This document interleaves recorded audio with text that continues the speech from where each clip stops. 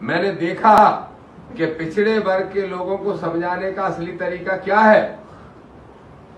पिछड़े वर्ग का आदमी तब तक संविधान का महत्व और बाबा साहब का महत्व नहीं समझ सकता जब तक आडंबर पाखंड में गिरसित रहेगा और धीरेन्द्र की पंडाल में बैठा रहेगा। अब जब उसको धीरेन्द्र की पंडाल से बाहर निकालना है, प्रदीप मिश्रा की पंडाल से बाहर निकालना है पिछड़े वर्ग के लोगों को, तो ये बताना जरूरी था कि तुम्हारा भविष्य पर्ची निकाल के बताने वाला मेरा नंबर भी पर्ची से नहीं निकाल पा रहा। ये बताना जरूरी था कि नहीं था? जरूरी था।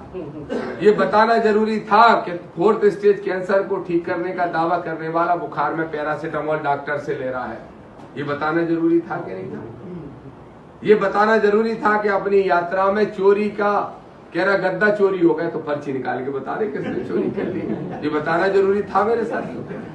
ये बताना जरूरी था कि जो तुमसे बेलपत्र का ज्ञान दे रहा है कि बेलपत्र चला लो शंकर जी पे, सो बच्चे पास हो जाएंगे, खुद के बच्चे उसकी फेल हो रहे हैं। ये बताना जरूरी था।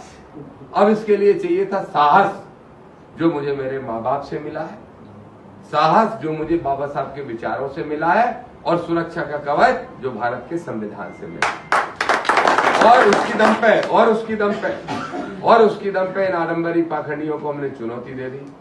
अब आडंबरी पाखंडियों को चुनौती दे दी, धीरे धीरे बहस छिड़ गई, और मैं खुश हूं कि मेरे पिछले वर्ग के लोग बहुत तेजी से जागना शुरू हो गए और अम्बेडकरवादी बनना शुरू हो गए। मैं इससे खुश हूं। अब भाईचारा तोड़वाने के लिए कुछ ना कुछ कोशिशें हो रही हैं।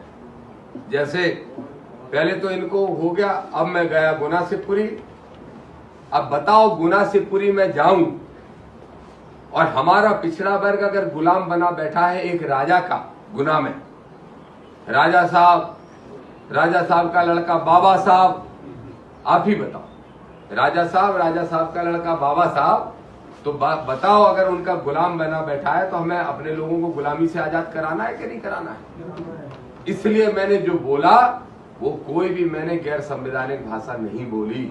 बड़ा हल्ला मचाया कल मीडिया में, जगह जगह पुलिस को ज्ञापन दे रहे कि दामोदर जी पे तो केस करो, दामोदर जी पे NSA लगाओ।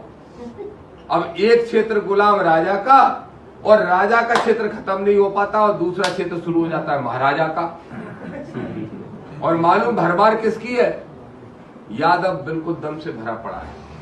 मेरे साथियों सोचो, यादवों सोचो, आप लोग भी बैठे हो, करेरा तक तो सुकून मिलता है, करेरा से घुसे से बोलते हैं महाराज का क्षेत्र आ गया। किसका? बोले श्रीमंत का।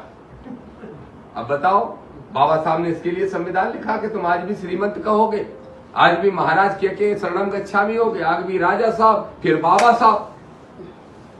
बताओ ऐसी स्थिति में नहीं बोलता क्या? मैंने अपने लोगों को जगाने के लिए जो बोला वो सही बोला। दामोदर उस पर कायम है, एक नहीं 100 केस लगा देना, ना जेल जाने से डरते हैं।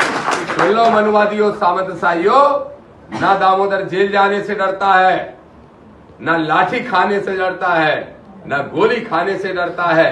अरे ना दामोदर को विधायक बनने का लालच, ना सांसद, ना मंत्री, ना मुख्यमंत्री, ना प्रधानमंत्री। अगर लालच है तो ये महापुरुष जो दुनिया को छोड़ गए, इनके बाद अपनी फोटो लगवाने का लालच है। क्या बिगाड़ लोगे हमारा? क्या बिगाड़ लोगे? टिकट चाहिए नहीं, पैसा चाहिए नहीं, सरकार का शोहरत चाहिए नहीं, ऐसो आराम चाहिए नहीं, जो चाहिए जरूरत के जीवन की चीजें वो मेरे बाप बाप ने सब मुझे दे दी। ना वो तुम न छीन पाओगे, ना तुम्हारा बाप छीन पाएगा, ना कोई सरकार मुझसे छीन पाएगी। और रही जिंदगी की बात, तो जितना जीऊंगा शेर की तरह जीऊंगा, कायरों की तरह नहीं, और जितना जीऊंगा एक समाज सुधारक की तरह जीऊंगा। इसलिए तुम मेरा कुछ नहीं बिगाड़ सकते।